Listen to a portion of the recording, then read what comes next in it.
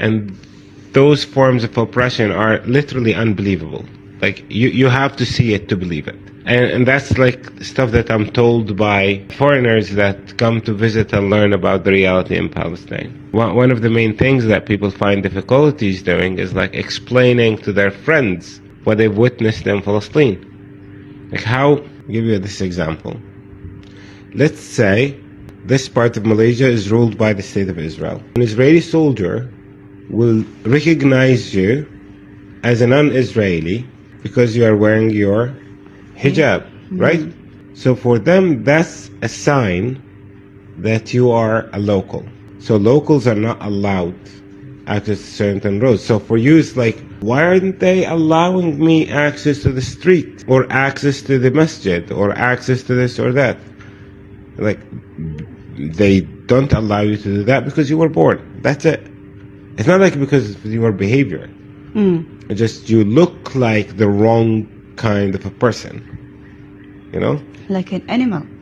No. Animals have more rights under Israeli control than Palestinians. And that's true.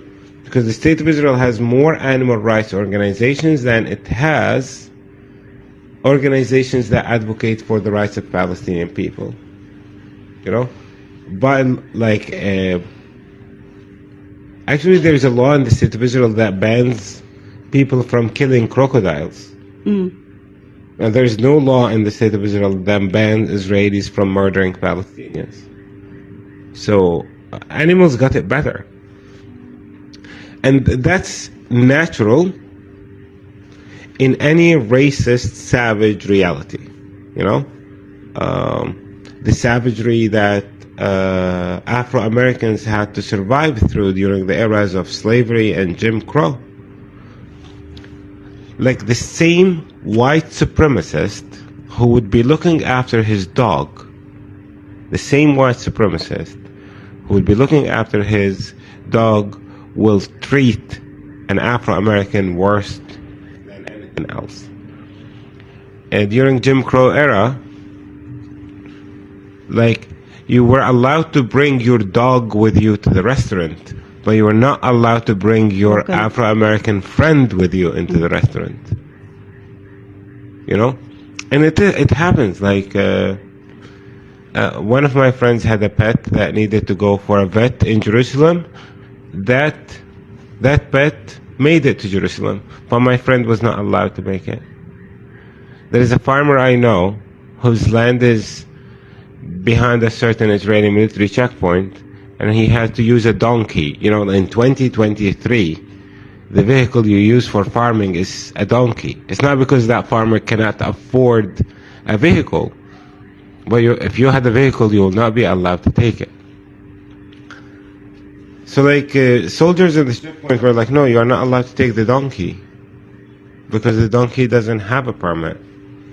And at one point he was told, like, the donkey can go, but you're not allowed to go because you don't have a permit. So it's when people say the State of Israel treats Palestinians like animals, they see it because they think that you can treat animals in a brutal way. But no, animals got it much, much better than Palestinians under the savagery of Israeli regime. And it's just like your typical racist regime that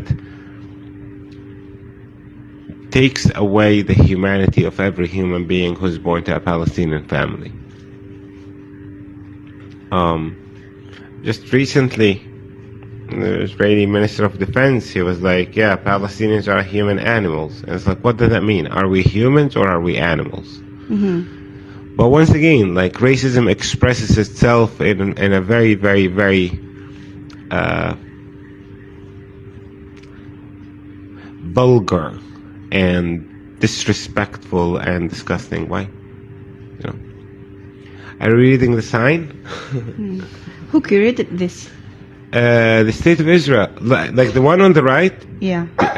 Cautious, be aware of the natives. Yeah. That's by white supremacists during apartheid South Africa. But the Israelis have made the red and white sign They don't say be aware of the natives because they don't believe that native Palestinians are natives. You know?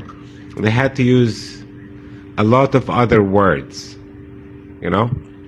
So it's dangerous for a Jewish Israeli person to visit a Palestinian community if he wants to go visit. But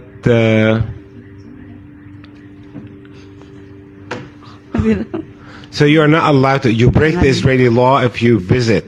Yeah. If you are a Jewish Israeli person who wants to visit a Palestinian in a Palestinian community, that is dangerous. But if you are an Israeli criminal, in uniform or not in uniform, and you want to go and murder Palestinians, that's legal. Yeah, it's like how white savages during the time of apartheid, like they wouldn't visit an African community because it's dangerous. But when they want to go and murder an African, all of a sudden it stops being dangerous. It's the same kind of like racist tendencies, and it's a typical savage behavior. So this was created by the Israeli to forbid. The red and white, yes. The red and white, yes. The black and white, it was created by Black and white. by other savages during apartheid in South Africa. I see. Many people actually create. Sampai gak nih? Jauhnya.